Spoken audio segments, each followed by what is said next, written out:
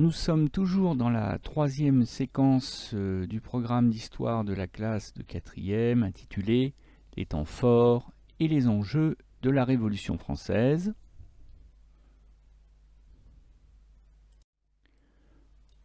Au cours de la séance précédente, nous avons, à travers quelques temps forts, évoqué la quête de l'égalité, l'inlassable quête de l'égalité entre les Français, entre les hommes et les femmes, et entre les maîtres et les esclaves dans les colonies françaises à l'époque de la Révolution française, entre 1789 et 1815.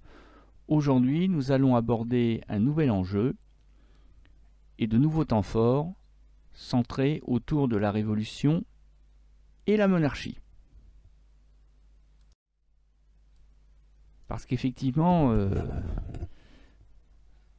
nous savons tous que la Révolution française a contribué à trancher la tête du roi Louis XVI, et pour beaucoup de gens, il est évident qu'à partir du moment où la Révolution éclate, c'en est fini, et de la monarchie, et de la vie de Louis XVI. Or, en fait, comme je vais essayer de vous le faire comprendre, et je compte bien y parvenir, rien n'était écrit d'avance. La Révolution n'était pas nécessairement au départ l'ennemi de la monarchie, et vous verrez que, certes, la Révolution et la monarchie ont fini par diverger, divorcer, et même s'affronter, mais vous verrez que ce n'était pas écrit d'avance, et nous allons nous demander quelles sont les relations compliquées, c'est le moins qu'on puisse dire, entre la Révolution française et les différentes sortes de monarchies entre 1789 et 1815, parce qu'il n'y a pas que la monarchie absolue. Nous allons aussi parler de cette tentative ratée, mais de cette tentative de monarchie constitutionnelle entre 1790 et 1792. Alors, la dernière fois, nous avons vu que le roi a multiplié les gestes d'apaisement, les concessions envers la Révolution, pas nécessairement de gaieté de cœur, mais il a accepté de partager son pouvoir avec les députés du peuple et donc de mettre fin à la monarchie absolue. Mais vous allez vous rendre compte que, en réalité, Louis XVI n'a accepté d'abandonner la monarchie absolue que contraint et forcé. Et que d'ailleurs, rappelez-vous, dès qu'il a la possibilité de bloquer les lois de la Révolution, il utilise systématiquement son droit de veto. Tout simplement parce que Louis XVI a mis la main dans un mécanisme qui va finir par le broyer. Et pour le comprendre, il faut revenir à juin 1791. Donc vous voyez, c'est un peu la difficulté de notre démarche, c'est que la chronologie, on fait des va-et-vient. Un coup on est en 1804, un coup on est en 1793.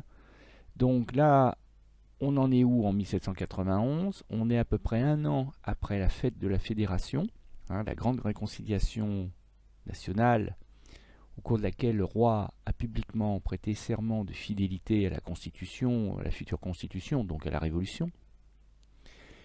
Mais la Constitution n'est pas encore adoptée, puisqu'elle ne le sera qu'en septembre, donc quelques mois plus tard. Et le roi regrette d'avoir multiplié les gestes d'apaisement, de concession. Il regrette en particulier d'être revenu à Paris. Il regrette d'avoir perdu sa liberté de manœuvre et de mouvement, même sa liberté de déplacement. Il se dit qu'il aurait mieux fait d'écouter ceux qui, dans son entourage à la cour, notamment la reine, lui disent qu'il a eu tort de revenir à Paris. Tout simplement parce que le roi sans être vraiment prisonnier de son peuple, est sous la surveillance du peuple. Et par exemple, un incident qui va beaucoup marquer le roi, c'est lorsque le roi, qui aime beaucoup les promenades en forêt, décide un beau jour de partir, de quitter Paris pour aller faire une promenade, peut-être au bois de Boulogne. Bon. Et le peuple bloque le passage de la calèche, du carrosse royal, empêche le roi de s'en aller, tout simplement parce que les Parisiens qui n'ont pas confiance dans le roi se disent que c'est louche que le roi veuille les quitter, et si jamais il ne revenait pas. Donc le roi ne dit rien, fidèle à sa politique, il ne va pas faire tirer sur les Parisiens rassemblés dans le carrosse, il renonce à sa promenade, mais il va se laisser convaincre qu'il a eu tort d'abandonner Versailles pour Paris, et il va donc chercher à fausser compagnie aux Parisiens, afin de se mettre à l'abri auprès de troupes qui lui sont fidèles, celles du marquis de Bouillé, un fidèle parmi les fidèles, du côté de Metz, en Lorraine, et puis ça permettra à Louis XVI de négocier en bien meilleure position de force la fameuse constitution de septembre 1791. Si le roi est hors de Paris, hors d'atteinte et à la tête de troupes fidèles, eh bien les députés réfléchiront à deux fois avant de le dépouiller de ses pouvoirs de monarque absolu. Donc le plan il est là, et pour qu'il fonctionne, eh bien, il faut que le roi échappe à la surveillance de Paris, des Parisiens, et parvienne à rejoindre le marquis de Bouillé à Metz. Donc c'est une course de vitesse. Et le roi et la famille s'embarquent en pleine nuit, en partant par une porte dérobée, celle de la cuisine, habillés en costume bourgeois, c'est-à-dire en costume de monsieur et madame tout le monde, dans un carrosse qui n'est évidemment pas le carrosse royal, qui est bien trop reconnaissable. La famille royale part de nuit et fuit Paris. Ce plan aurait pu fonctionner, mais il a échoué au dernier moment. Alors, je n'ai malheureusement pas le temps de vous expliquer en détail pourquoi et comment cette fuite de Varennes a échoué, mais parfois le succès ou l'échec d'un plan tient à peu de choses, et dans le cas de la fuite de Varennes, ça a vraiment été le cas, parce qu'en fait le roi a été rattrapé dans une petite localité qui s'appelle Varennes, pas très loin de Metz, donc c'est pas Varennes-sur-Allier, et là ça s'est vraiment joué sur un coup de dé, parce que le peuple des campagnes s'est rassemblé pour barrer la route au roi à Varennes, au moment exact, donc le peuple il est sur la droite, au moment exact où l'avant-garde des dragons et des hussards, les cavaliers du marquis de Bouillé, qui s'étaient avancés vers Varennes en voyant que le roi n'arrivait pas et que il venait voir aux nouvelles s'il n'y avait pas un souci, et bien au moment précis où les troupes du marquis de Bouillé arrivent au carrosse, le peuple se rassemble autour du carrosse pour l'empêcher de passer.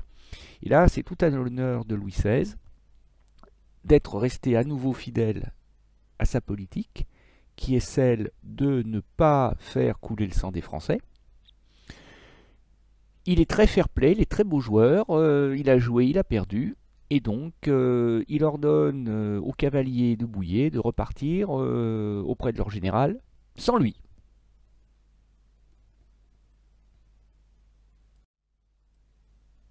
Et c'est pas un manque de courage de la part de Louis XVI, parce que trop souvent on fait de ce roi un roi faible et lâche. Non, non, au contraire, c'était sûrement bien plus courageux d'abandonner la protection des soldats du marquis de Bouillé, parce que le roi va retourner à Paris.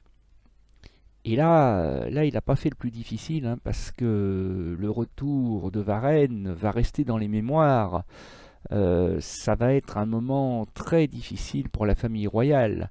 Parce que à Paris, quand on a appris que le roi avait tenté de s'enfuir, eh bien, je peux vous dire que chez les Parisiens, ça a provoqué une colère qui ne risque pas de retomber.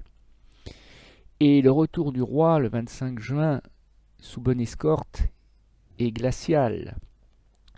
Lafayette, qui est encore chef de la garde nationale, hein, cette armée parisienne qui n'obéit qu'aux Parisiens, va masser la garde nationale tout le long du parcours emprunté par le carrosse pour revenir aux Tuileries. Hein, ce sont les soldats vêtus de bleu. Et dans l'esprit de Lafayette, ces soldats ne sont pas disposés pour empêcher le carrosse royal de faire demi-tour. Hein. C'est bien évident que le carrosse royal ne va pas faire demi-tour. Louis XVI ne va pas chercher à nouveau à s'enfuir quand c'est devenu impossible. C'est plutôt pour protéger la famille royale de la colère des Parisiens. Parce que Lafayette a bien compris qu'avec cette fuite stupide parce qu'elle a échoué, les Parisiens sont prêts à s'en prendre physiquement à la famille royale. Donc il fait précéder le parcours du carrosse par des porteurs de pancartes. Alors ceux qui savent lire dans la foule liront à haute voix pour ceux qui ne savent pas lire, les plus nombreux.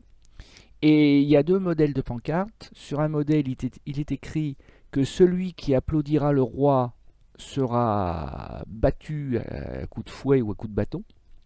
Bon, de toute manière, c'était une précaution presque inutile parce que des partisans du roi, il risquait pas d'y en avoir beaucoup pour courir le risque d'être massacrés séance tenante par la foule. Par contre, l'autre pancarte est plus intéressante. Quiconque insultera le roi sera pendu. C'est sans doute la raison pour laquelle les Parisiens accueillent dans un silence de mort le roi. Certains lui tournent le dos. Des soldats de la garde nationale retournent le fusil, crosse en l'air. C'est un peu l'équivalent d'une sorte de bras d'honneur. Tout simplement parce que le roi, maintenant, n'est plus du tout aimé du peuple de Paris, puisque les Parisiens se sont considérés comme trahis par le roi. Et ce silence de mort, c'est que le roi, certes, est bien en vie, mais il est mort dans le cœur des Parisiens. Et ça aura des conséquences d'une très grande gravité pour la suite. Parce qu'après le retour du roi, les révolutionnaires les plus ardents, les sans-culottes en particulier, ne veulent pas laisser les choses en l'état. Il faut punir le roi. Il a trahi son peuple. Donc des milliers de Parisiens se rassemblent sur le champ de Mars, là où s'était déroulée la cérémonie de la fête de la réconciliation, hein, la fête de la Fédération, le 14 juillet 1790, presque un an auparavant. Et à la place de l'Arc de Triomphe en bois et en plâtre a été construit ce qu'on appelle l'Hôtel de la Patrie, que vous apercevez. Alors c'est pas une photographie, hein, dans le sens où la photo n'existait pas pendant la Révolution, donc c'est pas une photo d'époque, hein, c'est tiré d'un film, d'une reconstitution historique, et l'on voit face à face, hein, dans un face-à-face dramatique, des soldats de la garde nationale commandés par Lafayette qui mettent en joue, qui visent des hommes, des femmes, même des enfants, qui réclament l'arrestation du roi et la mise en jugement du roi pour haute trahison. Un crime passible, cela va sans dire, de la peine de mort. Et ces Parisiens sont excédés par la fable que les partisans du roi, que Lafayette lui-même font circuler dans Paris, à savoir que le roi ne s'est pas enfui, mais qu'il a été enlevé. Ça ne tient évidemment pas debout. C'est se moquer du monde, ça va de soi. Mais il fallait bien trouver une explication qui permette de maintenir le roi au pouvoir et de lui permettre d'être ce futur roi des Français de la Constitution qui arrivera en septembre. Et donc, pour faire taire les Parisiens les plus excités, Lafayette leur fait tirer dessus. Après la sommation qui consiste à hisser le drapeau rouge pour prévenir la foule que si elle ne se disperse pas, la troupe tirera sur elle. Le drapeau rouge est hissé, les Parisiens ne bougent pas, Lafayette fait tirer sur la foule. Alors le résultat est assez spectaculaire, puisque les Parisiens vont se disperser, vont rentrer chez eux, il ne sera plus question d'arrêter le roi et de le juger, encore moins de l'exécuter. Mais il y a une cinquantaine de morts, des centaines de blessés.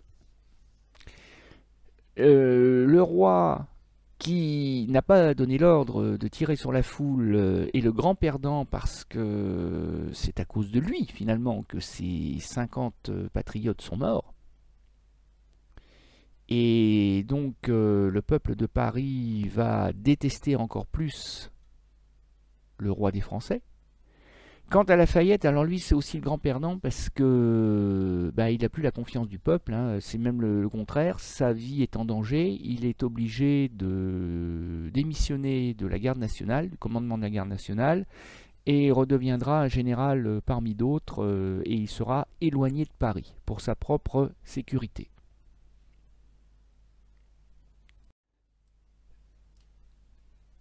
Le roi aurait donc pu perdre sa couronne et peut-être même sa vie au lendemain de la fuite de Varennes. Bon, ça n'a pas été le cas.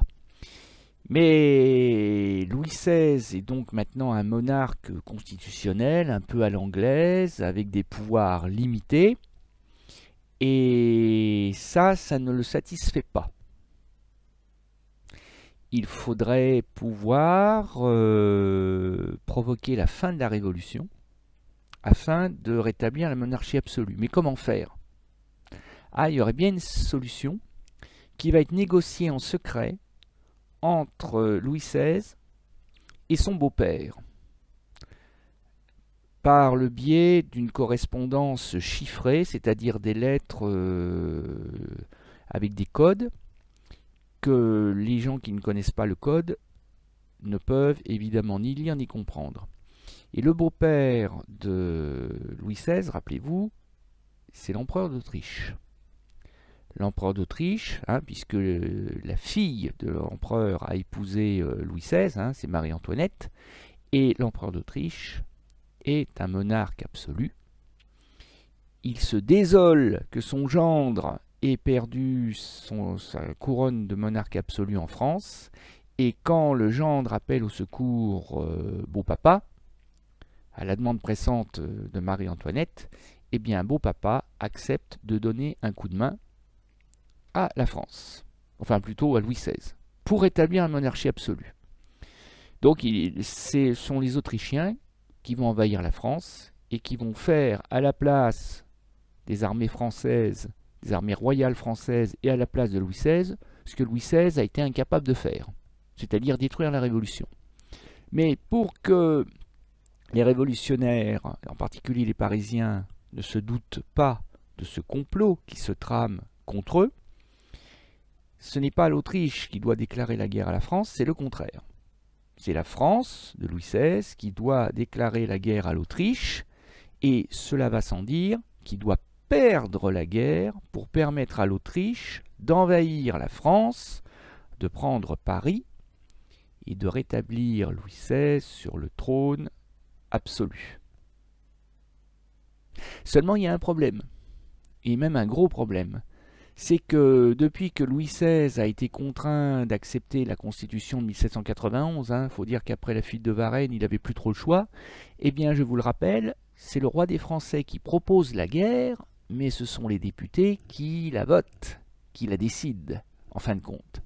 Et on se dit bien que les députés de l'Assemblée nationale, ils ne sont pas naïfs, ils ne sont pas tombés de la dernière pluie, ils vont bien comprendre qu'il y a un piège et qu'il ne faut surtout pas que la France déclare la guerre à l'Autriche. Donc ils vont dire non.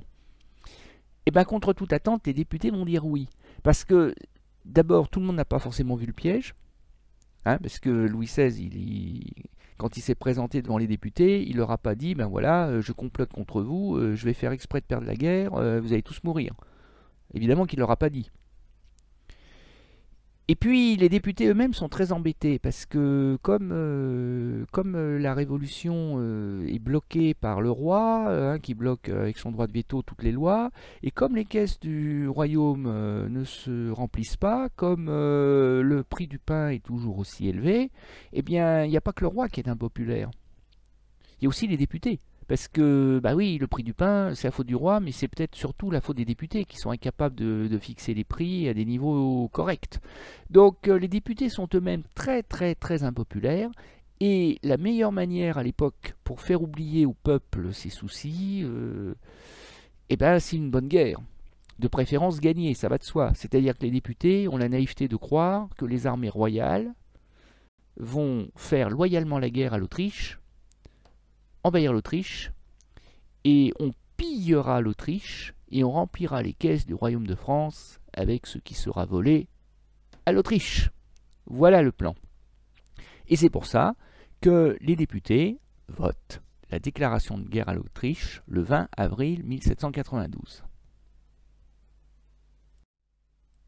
Et dès les premiers jours, le piège se referme sur la Révolution, puisque les Autrichiens et leurs alliés prussiens, parce que la déclaration de guerre est faite aussi au roi de Prusse, un autre monarque absolu, eh bien les Autrichiens et les Prussiens attaquent et commencent à envahir le royaume de France, avec une facilité déconcertante, puisque les armées royales ne se battent pour ainsi dire pas. On voit même des généraux, et ça arrivera d'ailleurs à Lafayette, abandonner leurs soldats avec tout leur état-major et passer à l'ennemi avant même le début des combats. C'est-à-dire que l'évidence apparaît très rapidement que non seulement les armées royales ne vont pas défendre le pays et la Révolution, mais les armées royales vont même faciliter le travail des envahisseurs autrichiens et prussiens. Ce qui fait qu'à Paris, on s'affole, qu'on se rend compte que on est tombé dans un piège, qu'on ne peut pas compter sur les professionnels de l'armée royale pour défendre le pays. Donc il va falloir demander aux simples citoyens, aux boulangers, aux menuisiers, aux paysans, allez savoir, de s'engager, de s'improviser soldats pour défendre la patrie. Bah oui, il n'y a pas d'autre solution. Et c'est d'ailleurs à cette occasion, parce que voilà, c'est à cette occasion que la France va inventer la conscription, c'est-à-dire le service militaire obligatoire pour tous les citoyens, en âge et en capacité de porter des armes.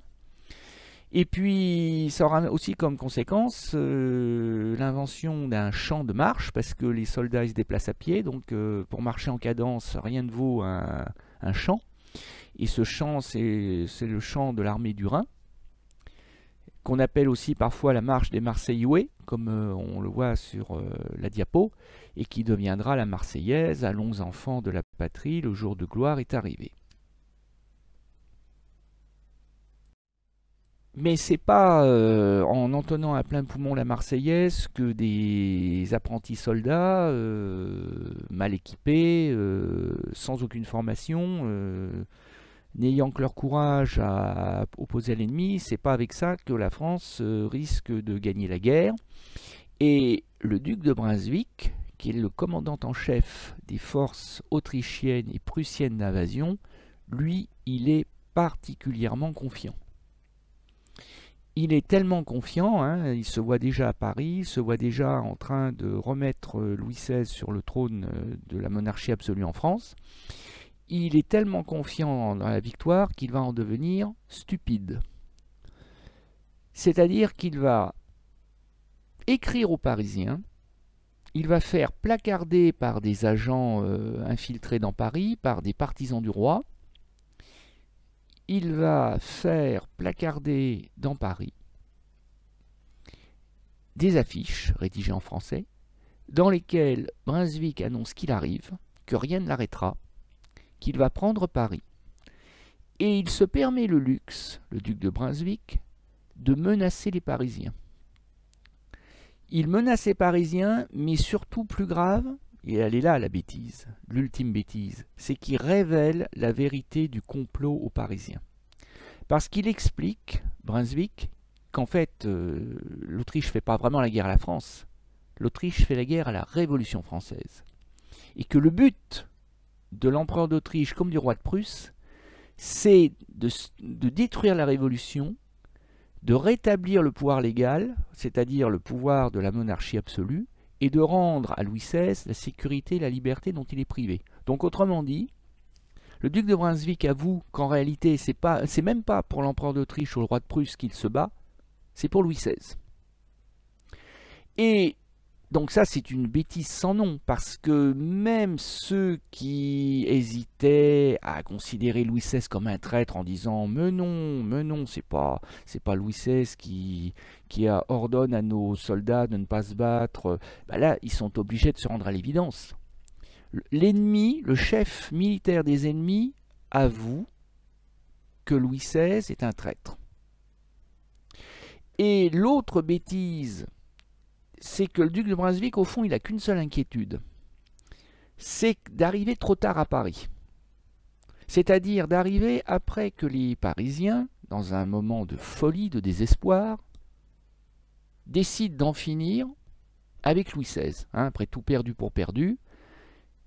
Et donc, Brunswick croit malin de menacer les Parisiens en leur disant que si le château des Tuileries, donc le palais du roi, est attaqué, s'il est fait la moindre violence, le moindre outrage à leur majesté, le roi, la reine et la famille royale, alors leurs majestés impériales et royales, c'est-à-dire l'empereur d'Autriche et le roi de Prusse, en tireront une vengeance exemplaire et à jamais mémorable. Ils livreront la ville de Paris à une exécution militaire.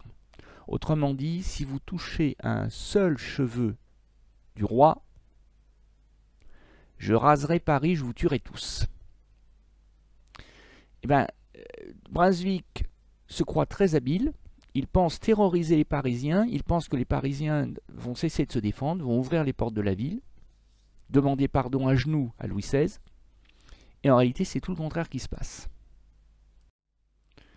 Parce que maintenant que la preuve est faite que Louis XVI est un traître, maintenant que les Parisiens savent qu'ils n'ont plus rien à attendre de l'avenir, qu'ils vont mourir, eh bien les Parisiens, perdus pour perdus, décident d'attaquer le palais des Tuileries. Alors je passe les détails, les combats sont d'une violence épouvantable. La garde suisse, en particulier des mercenaires suisses, la garde personnelle du roi, renforcée par quelques centaines de nobles venus mettre leur épée au service du roi, vont se battre pied à pied contre les révolutionnaires, c'est-à-dire les sans-culottes, ceux qui n'ont pas d'uniforme, mais aussi ces volontaires venus de toutes les provinces qui sont montés à Paris au chant de la Marseillaise pour venir défendre la capitale, mais aussi la garde nationale de Paris qui n'est plus commandée par Lafayette et qui logiquement va prendre fait et cause pour les sans-culottes et vont apporter avec eux les canons de la Bastille. Donc le combat est inégal, les combats sont terribles. Les Suisses savent que de toute façon, ils vont mourir, hein, ils ne se font pas d'illusions. Donc ils se battent jusqu'au dernier. D'ailleurs, les blessés seront achevés. Hein, le peintre, Philippot, le montre très bien sur le tableau. Hein, on ne fait pas de pitié à l'ennemi. Mais le palais est pris, le palais est détruit, brûlé. Mais les sans-culottes ont d'une certaine manière manqué leur coup. Car des dizaines de milliers d'hommes qui se massent avec des canons, des chevaux, ça fait du bruit, ça passe pas inaperçu. Donc le roi a su à l'avance que le palais allait être attaqué et le roi s'est enfui. Sauf que Louis XVI et la famille royale, ils n'ont pas pu aller très très loin, surtout à pied, sans plan de fuite, dans l'improvisation à plus totale. Donc en fait, ils ne sont pas allés très loin, ils sont allés en face. Or, en face du palais des Tuileries, c'est l'Assemblée nationale. Et oui, les deux pouvoirs étaient, pour ainsi dire, face à face.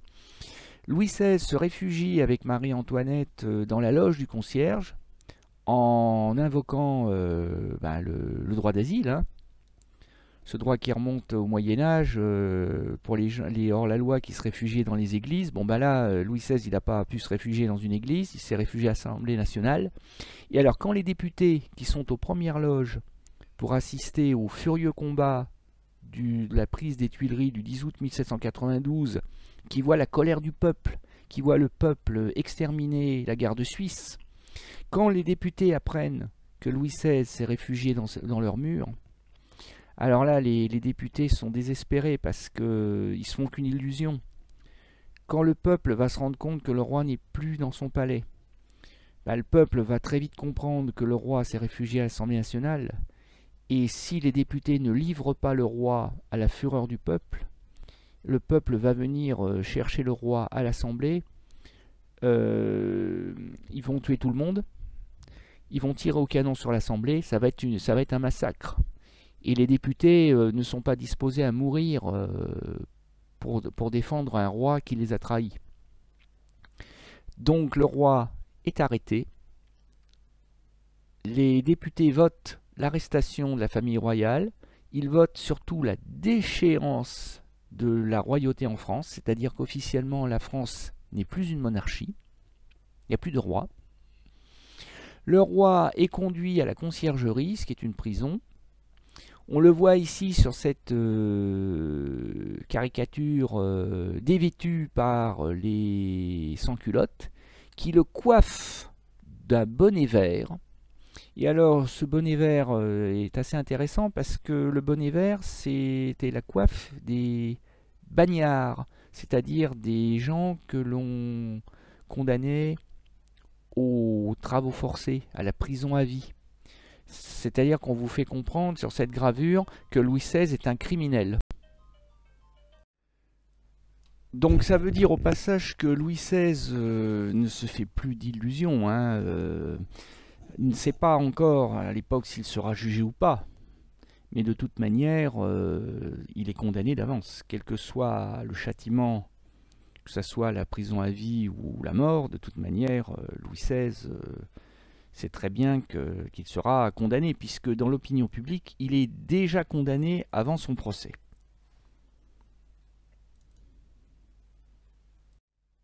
Le problème, c'est que la prise des Tuileries s'est faite, j'allais dire, dans l'improvisation, sous le coup de la colère. Rien n'a été prévu. Et en particulier, il n'a pas été prévu de remplacer la monarchie. Autrement dit, bon d'accord, il n'y a plus de roi, il n'y a plus de monarchie, mais on met quoi à la place?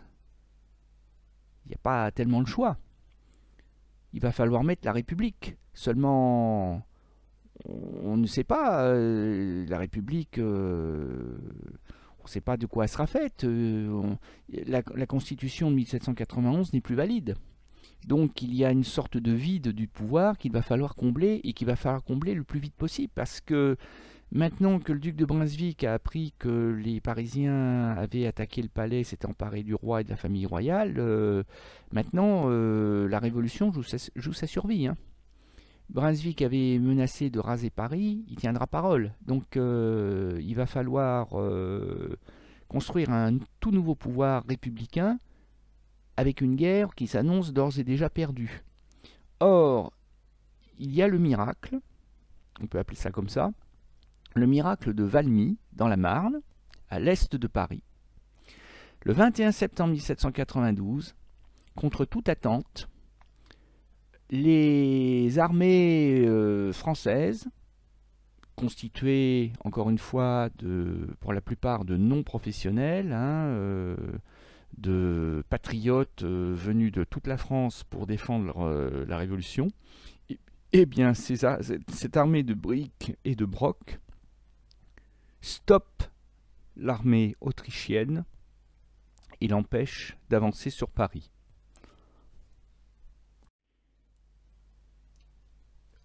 Au pied du moulin de Valmy, célèbre moulin qui deviendra symbole républicain parce qu'il a servi d'observatoire aux généraux français Kellermann et Dumouriez, ce qui leur a permis de voir arriver l'ennemi autrichien et prussien.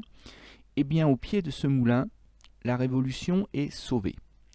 Et quand la nouvelle arrive à Paris, dans la nuit, du 21 au 22 septembre, on fait sonner toutes les cloches des églises de Paris, à commencer par le bourdon de Notre-Dame, et à l'Assemblée, on en profite pour proclamer la République.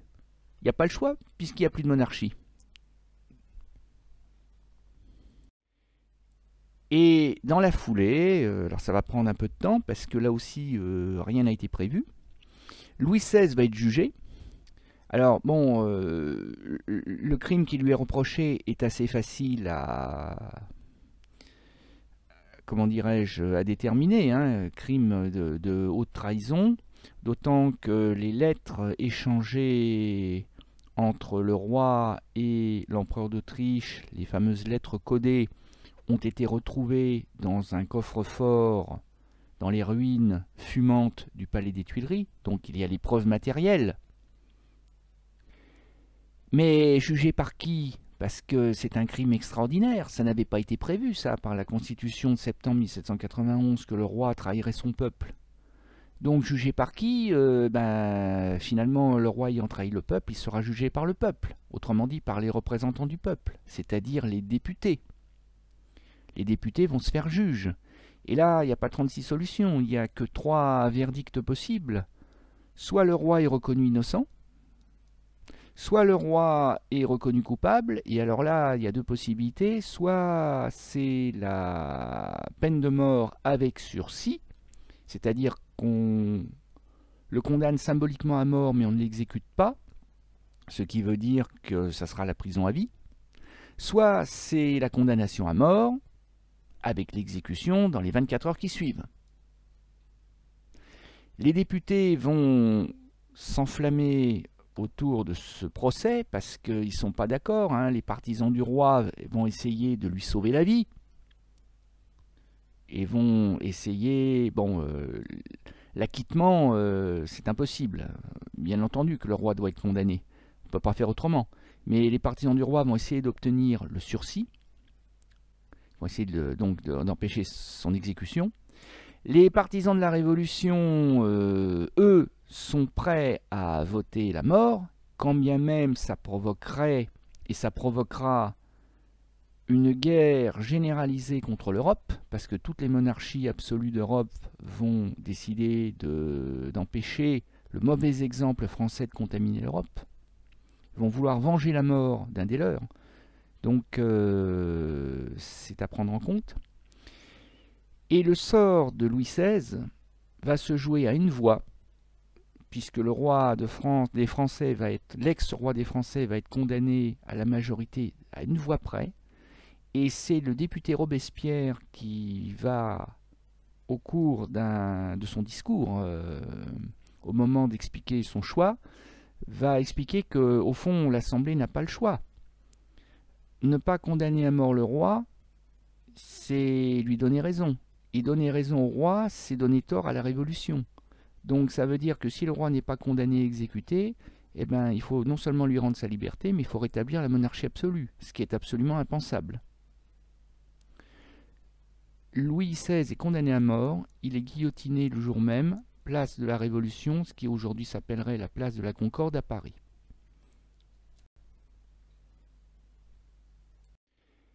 Mais la mort de Louis XVI ne va pas mettre fin à la monarchie absolue, ou à la monarchie tout court, Parce que l'on va se rendre compte avec Bonaparte, Napoléon Bonaparte, qu'on peut mettre en place une sorte de monarchie républicaine. C'est le cas à partir de 1799, quand cet ambitieux jeune général des armées de la République va prendre le pouvoir par un coup d'État militaire en novembre 1799. Et à la suite de ce coup d'État militaire, Bonaparte va mettre en place ce qu'on va appeler le consulat, c'est-à-dire ni plus ni moins qu'une monarchie républicaine. Il ne prend pas le titre de président de la République, il n'y en a pas sous la Première République, mais il prend ce vieux titre hérité de l'histoire de Rome, avant que Rome ne devienne un empire, hein, quand Rome était une république dans l'Antiquité. Il prend le titre de consul et il va conserver les apparences de la République avec la séparation des pouvoirs, mais en réalité, Bonaparte décide de tout. Il va par exemple décider de fonder une nouvelle monnaie qu'on appellera le franc germinal, germinal comme le mois du calendrier républicain qui voit cette monnaie apparaître dans les portefeuilles, les porte-monnaies, et on voit sur la pièce de monnaie le profil du consul Bonaparte, et sur l'autre côté, c'est-à-dire sur le revers de la pièce de monnaie, on voit qu'on est encore dans la République puisque c'est marqué ainsi. Mais Bonaparte va se contenter de ce titre qu'il s'est d'ailleurs lui-même donné de consul entre 1799 et 1804. Mais je vous l'ai dit, Bonaparte est très ambitieux et il va finir par abandonner la République pour fonder le Premier Empire entre donc 1804 et 1815.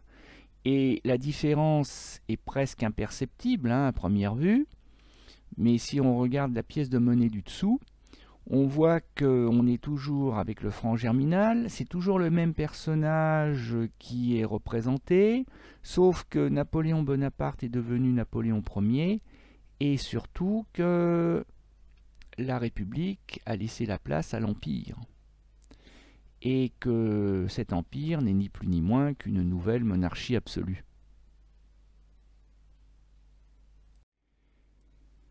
Et même si Napoléon ne prend pas le titre de roi de France ou des Français, même si Napoléon prend bien soin de se faire sacrer, non pas à Reims comme les rois de France, mais à Notre-Dame de Paris, même si les régalias, c'est-à-dire les accessoires du sacre, ne sont pas totalement identiques, un manteau rouge au lieu d'un manteau bleu, par exemple, eh bien, il faut quand même bien remarquer que le sacre impérial du 2 décembre 1804, immortalisé par le peintre David, eh ben, ça ressemble quand même furieusement au sacre d'un roi de France, malgré tout. Napoléon Ier est dans la logique de la monarchie absolue. Et d'ailleurs, pour celles et ceux qui pourraient douter des intentions de Napoléon Ier, eh bien, ce dernier dissipe définitivement tous les malentendus en faisant rédiger en 1806 un catéchisme impérial, c'est-à-dire un apprentissage, une sorte d'enseignement sous forme de questions-réponses qui doit être dispensé aux enfants dans les églises par le curé, et qui met les points sur les i, puisque à la question quels sont les devoirs des chrétiens à l'égard des princes qui les gouvernent et quels sont en particulier nos devoirs envers notre empereur, ben, la réponse fuse, nous devons le respect, l'obéissance. et puis accessoirement le service militaire d'ailleurs pour les garçons. L'obéissance, or, que réclame dans une monarchie absolue le roi? Il réclame l'obéissance. Pourquoi sommes-nous tenus de ces devoirs envers notre empereur, Napoléon Ier? Parce que Dieu, qui crée les empires et les distribue selon sa volonté, a établi notre empereur souverain. Honorer et servir notre empereur, et donc honorer et servir Dieu même. Et on retrouve là le principe de monarchie absolue qu'on appelle le principe de monarchie de droit divin. C'est-à-dire que le pouvoir provient à nouveau, non plus du bas, c'est-à-dire du peuple, mais provient à nouveau du haut, c'est-à-dire de Dieu. Dieu a choisi l'empereur. Mais Louis XIV ne disait pas autrement. Et du reste, dans la même logique, à la question « Que doit-on penser de ceux qui manquent à leur devoir envers notre empereur ?» ils résisteraient à l'ordre établi par Dieu et se rendraient dignes de la damnation éternelle. C'est-à-dire qu'ils iraient en enfer. C'est-à-dire que même si officiellement les Français restent des citoyens avec des droits, parce qu'ils gardent quand même des droits, mais ils ont aussi surtout des devoirs, comme pouvaient en avoir, non pas les citoyens, mais les sujets de la monarchie absolue. Et comme la question de la transmission héréditaire de la couronne, et c'est quand même une question centrale dans la monarchie absolue, eh bien on retrouve la même logique dans le nouvel empire que vient de fonder Napoléon. Les devoirs envers notre empereur nous lient-ils également envers ses successeurs? Eh bien oui, car Dieu donne les empires, non à une personne en particulier, mais à sa famille, répond Napoléon. Voilà, Napoléon a refondé la monarchie absolue, que la Révolution avait détruite. On a presque fini, on arrive maintenant à l'exercice de la séance, qui est centré sur la personne de Louis XVI, et on va essayer de décoder ensemble, de récapituler, de décoder le double discours de Louis XVI, qui s'affirme à la fois le partisan de la Révolution, mais qui est aussi et surtout l'ennemi de la Révolution. Donc, j'ai remis un certain nombre d'événements liés à la Révolution et à Louis XVI, je les ai mis dans l'ordre chronologique. À vous de déterminer si Louis XVI agit en partisan de la Révolution, donc en vert, ou en ennemi de la Révolution, donc en rouge. C'est pas très dur. Donc on voit bien avec le corrigé que Louis XVI était bien le roi Janus de la caricature, c'est-à-dire ce roi qui dit tout et son contraire, puisque en fait, au tout début, il essaie de briser la Révolution, puis il s'en accommode entre juillet 89 et juillet 1790 parce qu'il n'a pas pris les bonnes décisions et qu'il s'est laissé prendre la main dans l'engrenage. Mais avec la fuite de Varennes et puis surtout le complot orchestré avec l'Autriche, et bien là, très clairement, il s'affirme comme un ennemi de la Révolution, ce qui lui coûtera et le pouvoir, et sa liberté, et sa vie. Et on en arrive donc à la trace écrite qui met fin à notre séance, E2, la royauté abolie, puis finalement rétablie entre 1792 et 1815. Devenu extrêmement impopulaire à la suite de la fuite manquée de Varennes de juin 1791, Louis XVI est soupçonné de complot contre la Révolution, avec pour complices l'empereur d'Autriche et le roi de Prusse. La prise des Tuileries le 10 août 1792 entraîne la déchéance immédiate de la royauté, puis la proclamation de la République le 22 septembre 1792.